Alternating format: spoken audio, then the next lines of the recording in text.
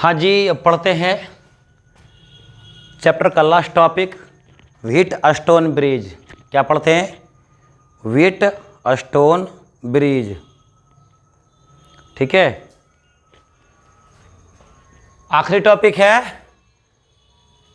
Capacitor का आखिरी topic है व्हीट स्टोन ब्रिज। किसको कहते हैं व्हीट स्टोन ब्रिज? तो देखो, एक यहाँ पर वर्ग बना रहे हैं हम। वर्ग किसको कहते हैं? वर्ग जिसके चारों भुजा क्या हो? बराबर हो। आप आयत भी बना सकते हो, ऐसा कोई जरूरी नहीं है, लेकिन हम यहाँ पर वर्ग बना रहे हैं, बड़ा सा वर्ग बना रहे हैं।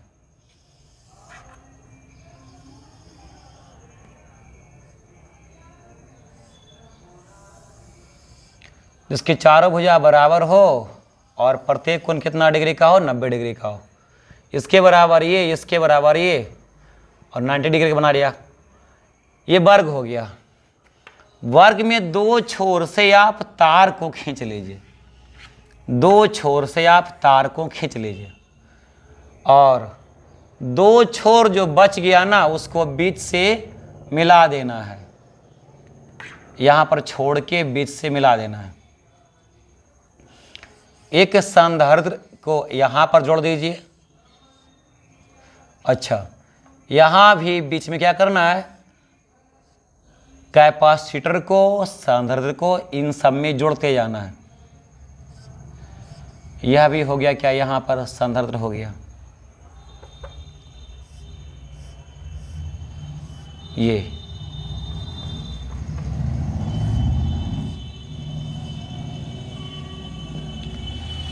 ये जो आकार है ना, किसका है? ये व्हीट स्टोन ब्रिज का है। नाम दे दो। यहां पर C1 धारिता, यहां पर C2 धारिता, यहां पर C3 धारिता, यहां पर C4 धारिता, यहां पर C5 धारिता। इसको जोड़ दीजिए किससे? बैटरी से जोड़ दीजिए। इसको जोड़ दीजिए बैटरी से। ये क्या बन गया? ये बन गया व्हीट स्टोन ब्रिज। ये क्या बन गया मेरे भाई? व्हीट स्टोन ब्रिज बन गया। लेकिन इसका कुछ कंडीशन होता है जो हम बाद में बताएंगे। ऐसा आकार होता है व्हीट स्टोन ब्रिज का।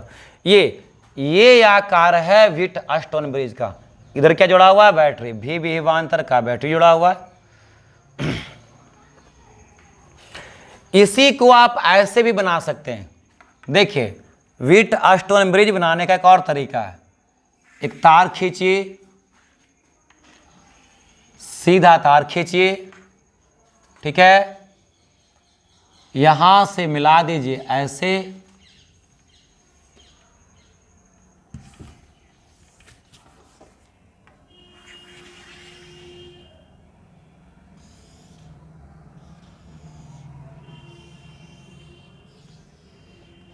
और यहां जो है यहां से मिला दीजिए ऐसे।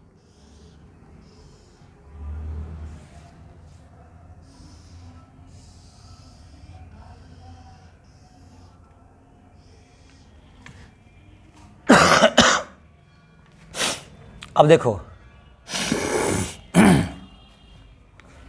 इस ज्वाइंट का नाम दिया हमने ए। तो इसमें ये कहां पर है? यहां पर है ए, यहां पर है ए। अब देखो यहां पर क्या है? बी। बी पर देखो तो तीन तार आपस में जुड़ा हुआ है। तो ए के बाद देखो यहां पर रहेगा बी। यहां पर क्या रहेगा? बी। यहां पर लिखो बी।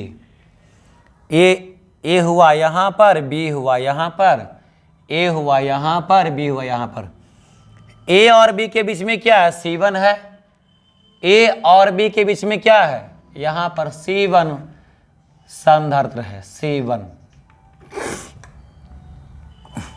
अच्छा, बी यहां पर हो गया। बी के बाद आगे बढ़ो, ज्वाइंट पर क्या हुआ? C हो गया। बी के बाद आगे बढ़ो, ये ज्वाइंट पर देखो, यहां पर क्या हो गया? C हो गया। बी और C के बीच में क्या है? C3 है। बी और C के बीच में क्या है? C3 है। बी और C के बीच में यहां पर क्या देना पड़ेगा? C3।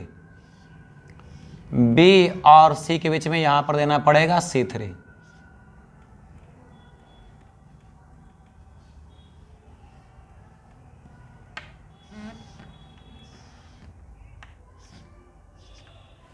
बी और सी के बीच में यहाँ पर देना पड़ेगा C3। अच्छा, सी के बाद यहाँ पर क्या हो गया डी, यहाँ पर क्या हो गया डी। सी और डी के बीच में क्या है, C4 है। सी और डी के बीच में क्या C4 है, तो सी और यहाँ पर हो गया डी। सी और डी के बीच में यहाँ पर क्या है, C4 है, यहाँ पर है C4। सी और डी के बीच में यहाँ पर हो गया C4। अब देखो बी और डी के बीच में क्या है, C5। बी और डी के बीच में यहाँ पर क्या है, C5। तो बी और डी के बीच में, बी और डी के बीच में यहाँ पर क्या रहेगा, C5।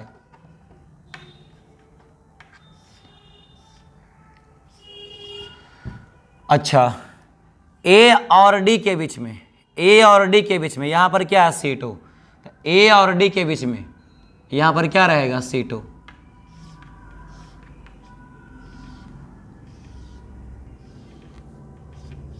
इस प्रकार से देखो, ये आकार, ये वाला आकार और ये वाला आकार दोनों ही क्या कहलाता है, दोनों ही कहलाता है व्हीटस्टोन ब्रिज। दोनों ही क्या कहलाता है, व्हीटस्टोन ब्रिज कहलाता है। दोनों ही आकार कहलाता है व्हीटस्टोन ब्रिज।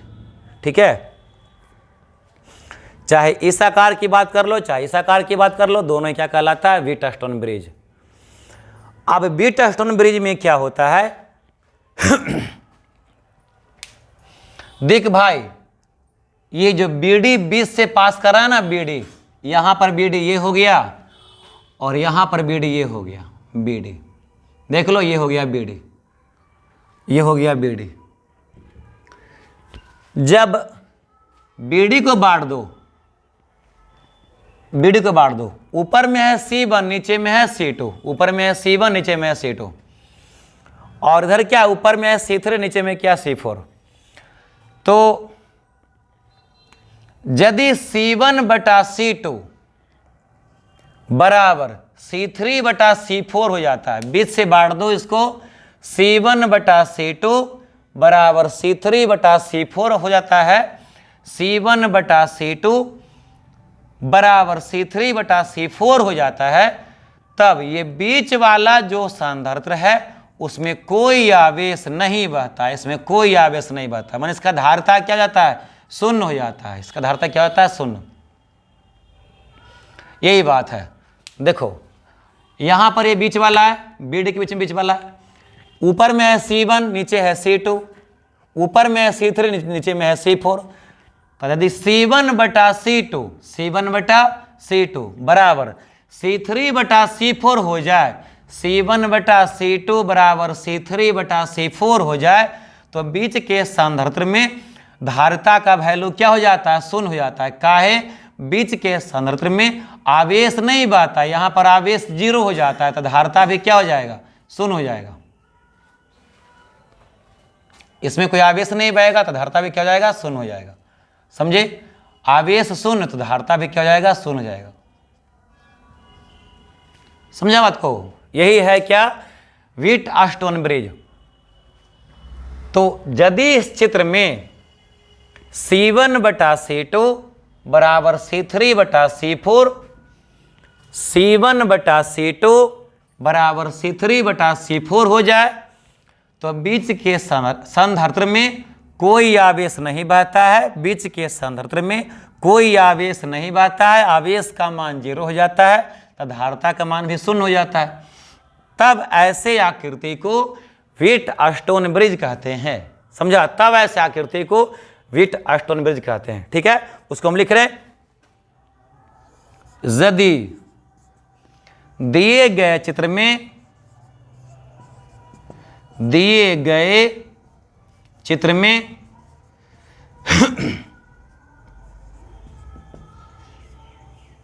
दिए गए चित्र में C1 बटा C2 बराबर C3 बटा C4, C3 बटा C4 हो जाता है,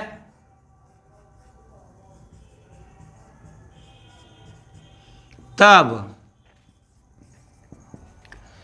C5 संधारित्र में कोई आवेश नहीं बहता है,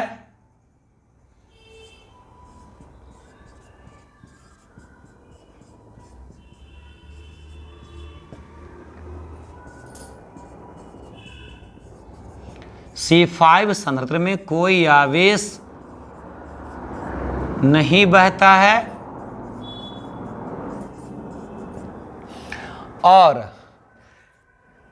C5 संधारित्र की धारिता भी क्या हो जाता है, शून्य हो जाता है। और C5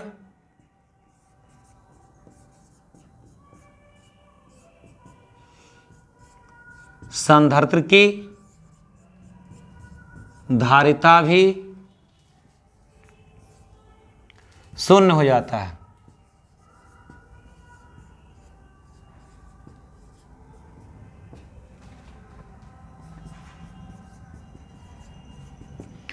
तब ऐसी आकृति को व्हीटस्टोन ब्रिज कहते हैं। तब ऐसे आकृति को व्हीटस्टोन ब्रिज कहते हैं। व्हीटस्टोन ब्रिज, ब्रिज को सेतु भी कहा जाता है, व्हीटस्टोन ब्रिज कहते हैं। समझे? यदि C1/C2 बराबर C3/C4 हो जाए तो बीच के संधारित्र में कोई आवेश नहीं बहेगा, आवेश हो जाएगा शून्य, तो धारिता भी क्या हो जाएगा, शून्य हो जाएगा। तब ऐसी आकृति को या इसको क्या कहते हैं, व्हीटस्टोन ब्रिज कहते हैं। ध्यान देना, अब जरूरी नहीं है कि C1/C2 बराबर C3/C4 ही हो जाए। सुन लो, देखो हमने क्या कहा, C1/C2 बराबर C3/C4 का, लेकिन क्या करो, इसको तिरछा तिरछा गुना करो तो क्या मिलेगा, C1/C3 बराबर, इसको ऊपर ले जाओ, C2/C4। यह भी तो हो सकता है जी।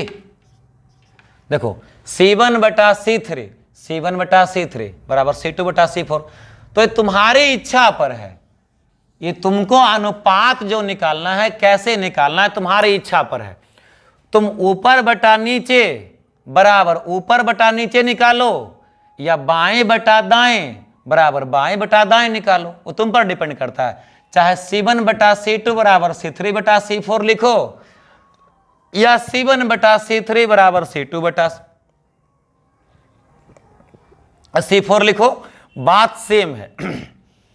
आप C1/C2 बराबर C3/C4 लिखिए या C1/C3 बराबर C2/C4 लिखिए, दोनों कंडीशन सेम है। यदि ऐसा हो जाए तो बीच में कोई आवेश नहीं बहेगा, बीच का धारिता भी क्या हो जाएगा, शून्य हो जाएगा। ध्यान रखना इसे। अब एग्जाम में आता है व्हीटस्टोन ब्रिज का समतुल्य धारिता कितना होता है, वो निकालना है। व्हीटस्टोन ब्रिज का समतुल्य धारिता कैसे निकालेंगे, वो निकालते हैं, चैप्टर को खत्म करते हैं। इसके बाद एक रिवीजन वाला पेपर बनाएंगे हम, एक रिवीजन का वीडियो बनाएंगे हम। इसका पहले तुम स्क्रीनशॉट ले लो, इसके बाद नीचे लिखना है तुमको यदि दिए गए चित्र में C1/C2 बराबर C3/C4 हो जाए तब C5 संधारित्र में कोई आवेश नहीं बहता है और C5 संधारित्र की धारिता भी शून्य हो जाता है। तब ऐसी आकृति को व्हीटस्टोन ब्रिज कहते हैं, व्हीटस्टोन सेतु कहते हैं। ठीक है, आपने स्क्रीनशॉट मार लिया, अब हम इसको मिटाते हैं।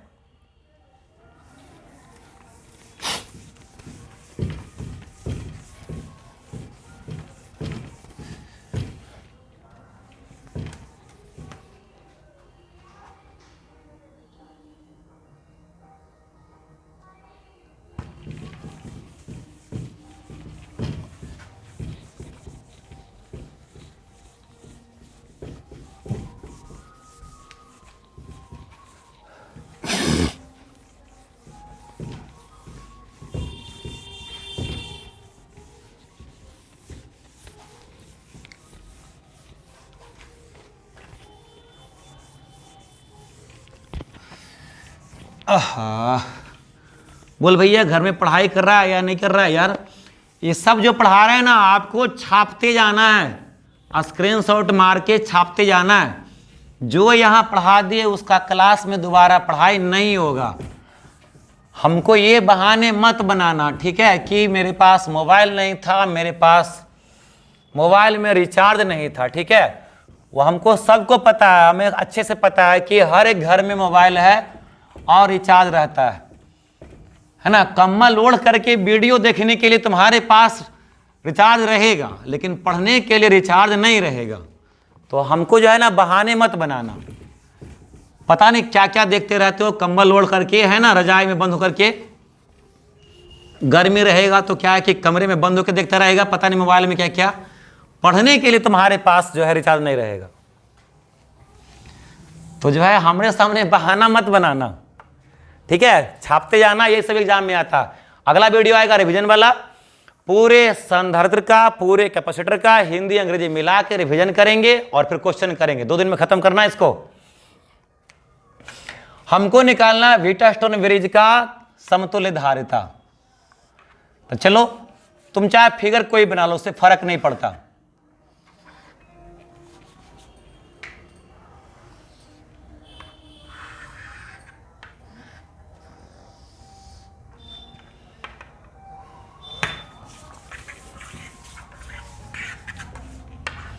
देखो फिगर सही से करना बने ना तो मैं तुमको सिखा रहा हूं। पहले एक बूंदा यहां डाल लो, एक बूंदा यहां पर डाल लो, एक बूंद यहां पर डाल लो और एक बूंद यहां पर डाल लो। अब गलती नहीं होगा। 4 पहले टारगेट बना लो कि यहां से यहां मिलाना है हमको। अब गलती हो ही नहीं सकता। यहां से इसको मिला दिया, यहां से इसको मिला दिया, यहां से इसको मिला दिया, यहां से इसको मिला दिया। अब गलती नहीं होगा। अब तुम्हारे पास तो पेंसिल है नहीं कि यहां मिटा दोगे मेरी तरह। तो जब लाइन मिलाना ना तो जगह छोड़ते जाना, जगह को छोड़ते जाना।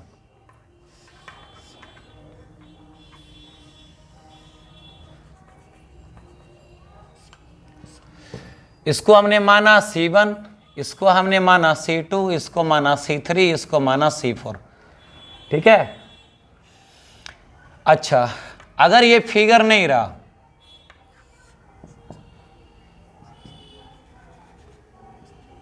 अगर ये फिगर नहीं रहा तो कौन सा फिगर रहेगा? वो वाला देखो तो सेकंड वाला रहेगा।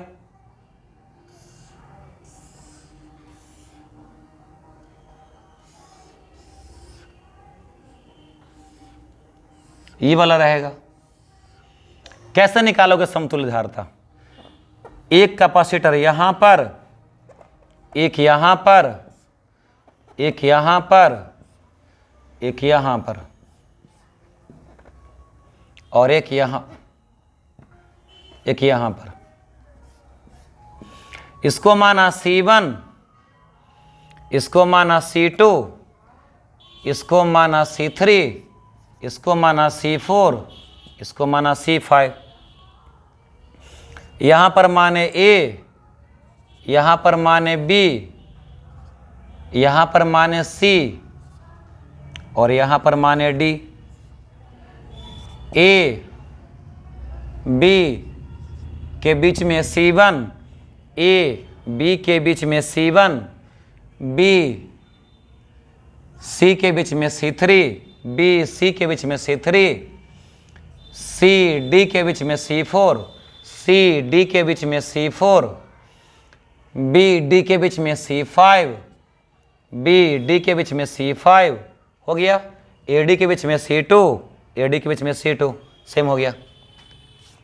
अब देखो व्हीटस्टोन ब्रिज में ये बीच में तो धारिता शून्य हो जाता है, बीच में धारिता क्या जाता है? शून्य हो जाता है। तो इसको तो C5 को तो मानना ही नहीं है हमको। बीच में C5 में, बीच में C5 का धारिता क्या हो जाएगा? शून्य हो जाएगा ना भाई। तो C5 में कोई धारिता ही नहीं रहेगा, तो इसको तो मानना ही बेकार है। तो इसके बिना फिगर बनाते हैं हम, तुमको समझाने के लिए इसके बिना फिगर बनाते हैं। इसके बिना फिगर बनाएंगे तो क्या होगा? क्या होगा देखो तो, इसके बिना ही फिगर बनाएंगे तो कैसे बनेगा?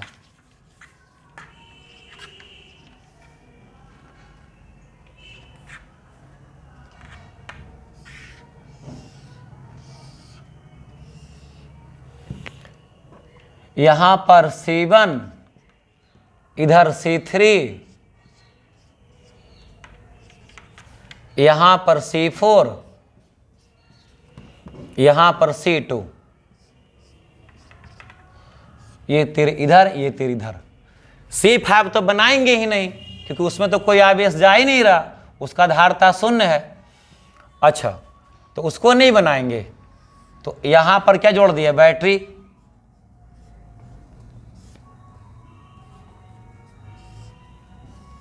अब अगर बैटरी का विभवांतर भी है, देख लो भाई, अब बात करते हैं।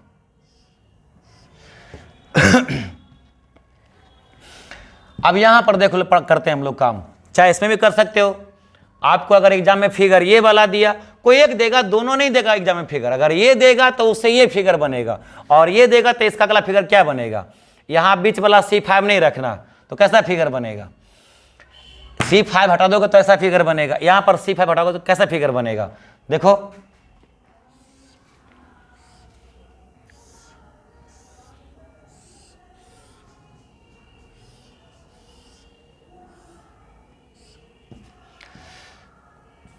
C1, ठीक है, C2, ठीक है, C3, C4, और C5 में तो आप धारा ही नहीं बह रहा, तो इसको तो हटा देंगे, ये फिगर बन जाएगा।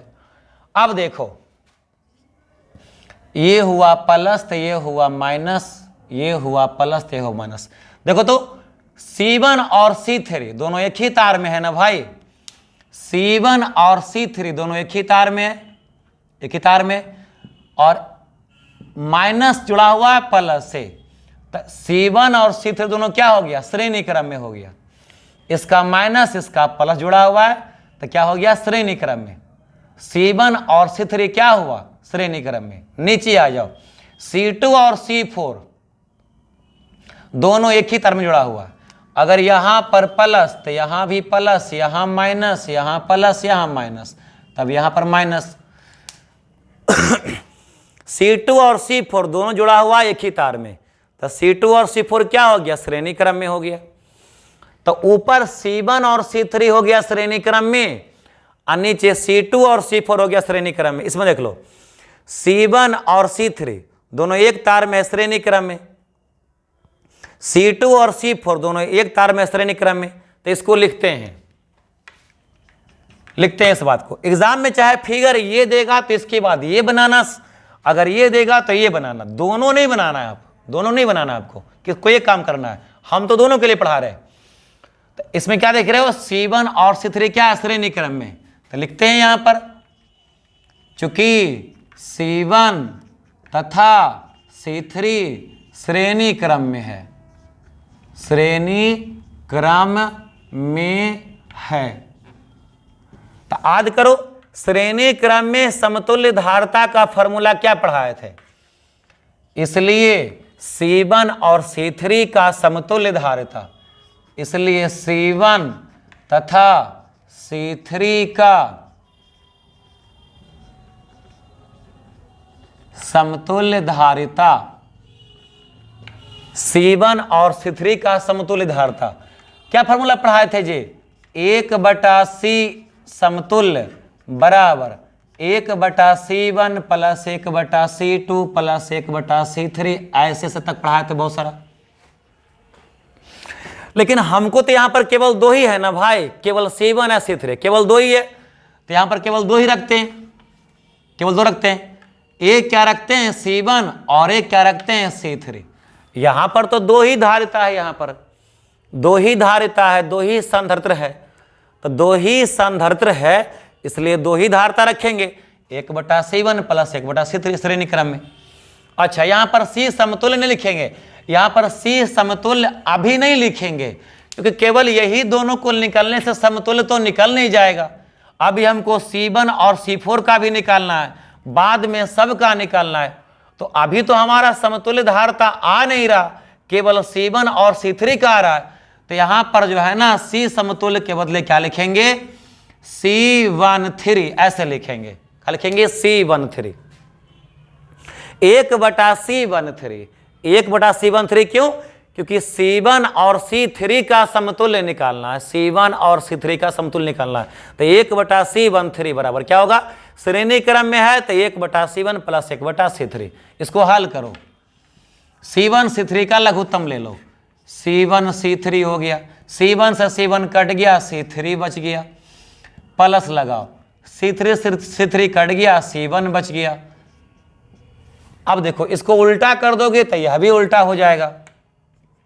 तो क्या लिखेंगे, C13 बराबर क्या लिखेंगे, उल्टा ना हो गया जी, तो C1 C3 सॉरी माफ करिए, इसको उल्टा करिए, C1 C3 बटा, इसको सुधार लो, C1 प्लस C3। ये देखो C1 और C3 से समतुल्य निकल गया। अब C1 और C3 नहीं रहा, C1 C3 नहीं रहा, इन दोनों के बदले हमने एक धारता निकाल लिया, क्या, C13। C1 और C3 नहीं रहा, C1 C3 नहीं रहा, इसके बदले हमने एक धारता निकाल लिया, क्या, C13। उसी प्रकार देखो C1 C3 क्या है, श्रेणी क्रम में है, C1 C3 क्या है, श्रेणी क्रम में है, तो उसका समतुल्य धारता C13 बराबर क्या हो गया, C1 C3 बटा C1 प्लस C3। उसी प्रकार से नीचे C2 और C4 भी तो श्रेणी क्रम में है, C2 C4 भी क्या है, श्रेणी क्रम में, तो उसका भी समतुल्य धारता इसी प्रकार निकलेगा। तो लिखेंगे क्या, उसी प्रकार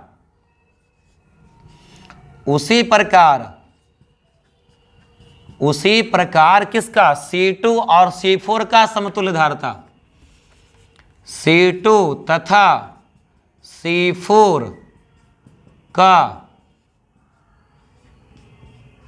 समतुल्य धारता, उसी प्रकार C2 तथा C4 का समतुल्य धारता क्या हो जाएगा भाई, C2 C4 का समतुल्य धारता निकालोगे तो क्या लिखोगे, C2 C4 का समतुल्य धारता निकालोगे तो क्या लिखोगे, C24 लिखोगे। C1 C3 का समतुल्य धारता निकाल रहे थे तो आपने क्या लिखा, C13।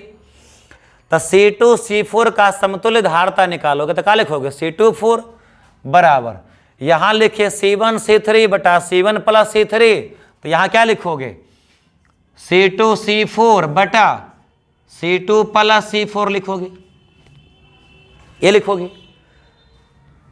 C1 C3 का समतुल्य धारता तुम क्या निकालोगे, C13 बराबर C1 C3 बटा C1 plus C3। C2 C4 का समतुल्य धारता क्या निकालोगे, C24 बराबर C2 C4 बटा C2 प्लस C4। ऐसा क्यों करोगे, क्योंकि C1 C3 श्रेणी क्रम में है और C2 C4 भी क्या श्रेणी क्रम में। अब C1 C3 तो रहा नहीं, C1 C3 नहीं रहा, C2 C4 भी नहीं रहा, क्योंकि दोनों के बदले तुमने एक बना दिया, C1 C3 के बना दिया C13, C2 C4 को बना दिया तुमने C24। तो इन दोनों के बदले अब एक फिगर बनाना है, इन दोनों के बदले एक फिगर बनाना है। तो अगला फिगर कैसा बनेगा, ये लिखना है फिर ये निकालना है, चाहे ये लिखना है ये निकालना है, फिर क्या करोगे, देखो तो इन दोनों के बदले एक फिगर बनाओ, तो कैसे बनेगा, नया फिगर कैसे बनेगा,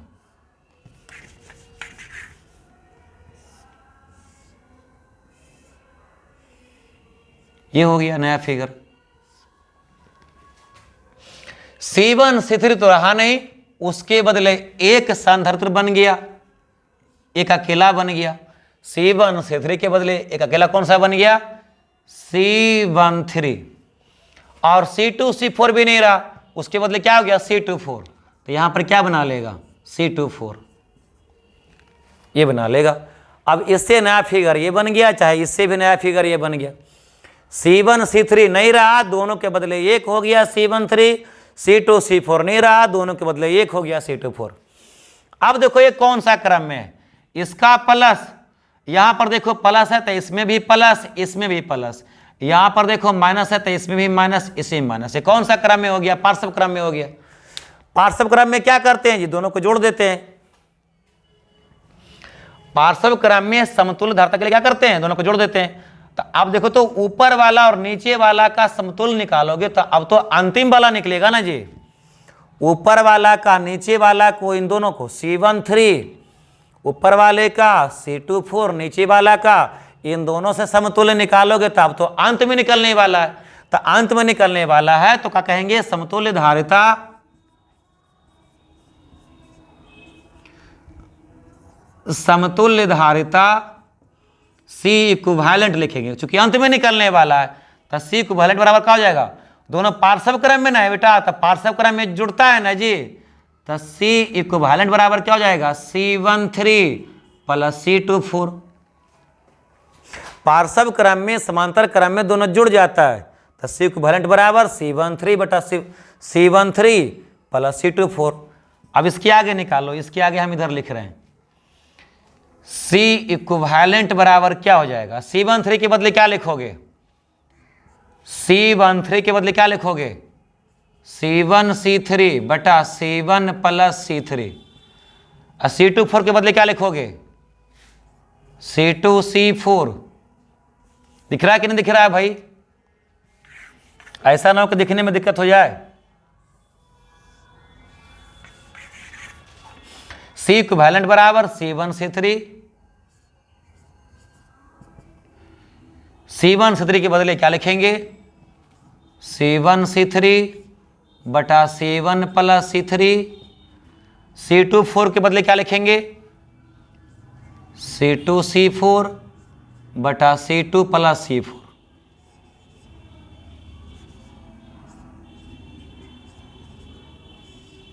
ये हो गया क्या, समतुल्य धारता किसका जी, व्हीटस्टोन ब्रिज के समतुल्य धारता का सूत्र ये होता है, क्या होता है, C1 C3 बटा C1 plus C3 plus C2 C4 बटा C2 प्लस C4। समतुल्य धारता निकलता है किसका, व्हीटस्टोन ब्रिज का, समझे, ये निकलता है। यहां पर चैप्टर खत्म हुआ, इसके बाद हम रिवीजन करेंगे भाई, आए बात समझ में। इसमें तो इसमें आवेश नहीं जाएगा तो इसको छोड़ दिया, तो इसको छोड़ के फिगर बनाओगे तो ऐसा फिगर बनेगा, सॉरी। यहां पर देखो इस बीच में C5 में तो देखो व्हीटस्टोन ब्रिज रहेगा तो C5 में आवेश नहीं जाएगा, तो इसमें आवेश नहीं जाएगा, तब बचा हुआ फिगर ऐसा बनेगा। अब परीक्षा में चाहे ये वाला देगा या ये वाला देगा। अब समतुल्य निकालो, देखो C1 C3 एक लाइन में है तो श्रेणी क्रम में हो गया, श्रेणी क्रम में हो गया। नीचे C2 C4 भी एक लाइन में है, श्रेणी क्रम में हो गया। C1 C3 एक लाइन में है, श्रेणी क्रम में हो गया। C2 C4 एक लाइन में, श्रेणी क्रम में हो गया। श्रेणी क्रम में समतुल्य धारता का फॉर्मूला क्या होता है, 1/C1 plus 1/C2 plus 1/C3 plus 1। तो C1 C3 का समतुल्य, C1 C3 का समतुल्य हमने मान लिया C13 मान लिया, तो 1/C13 बराबर 1/C1 प्लस 1/C3। सोल्व किया तो इतना आया, इसको उल्टा कर दिया, C13 बराबर तो ये आ गया। उसी प्रकार C2 C4 का समतुल्य निकालेंगे तो यह भी श्रेणी क्रम में है, इतना आ जाएगा। अब C2 C4 नहीं रहा, उसके बदले एक हो गया, कौन, C24। C1 C3 नहीं रहा, उसके बदले एक हो गया, कौन, C13। तो यहाँ पर C13 बनाया, यहाँ पर C24 बनाया।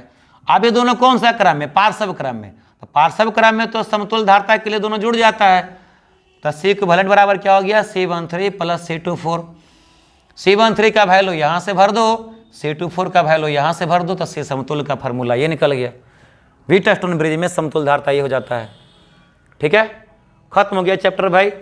इसको नोट बनाना, रिवीजन करना, अगला वीडियो रहेगा रिवीजन वाला। ठीक है।